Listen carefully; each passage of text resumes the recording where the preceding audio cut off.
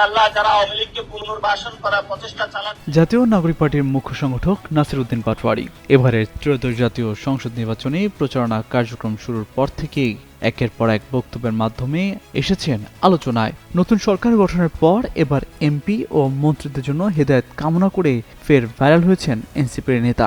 শুক্রবার জাতীয় শ্রমিক শক্তি আয়োজিত ইফতার মাহফিলে অংশ নেন নাসির উদ্দিন পাটোয়ারি।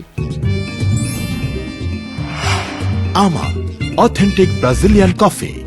সেখানে মুনাজাতে হাত তুলে বলেন, যারা স্বরাষ্ট্রমন্ত্রী বর্তমানে হয়েছে তাদের ওসমান হাদির হত্যার বিচার করার তৌফিক দাও, যারা ইঞ্জিনিয়ারিং করেছে তাদের দৃষ্টান্তমূলক শাস্তি দাও, যারা আমাদের ভাইদের খুন করেছে, আওয়ামী লীগকে পুনর্বাসনের চেষ্টা যারা করবে তাদের বিচার আল্লাহর কাছে দেন তিনি, যারা সংস্কারকে ভণ্ডুল করার চেষ্টা করছে তাদের প্ল্যান ভণ্ডুলেরও দাবি জানান তিনি।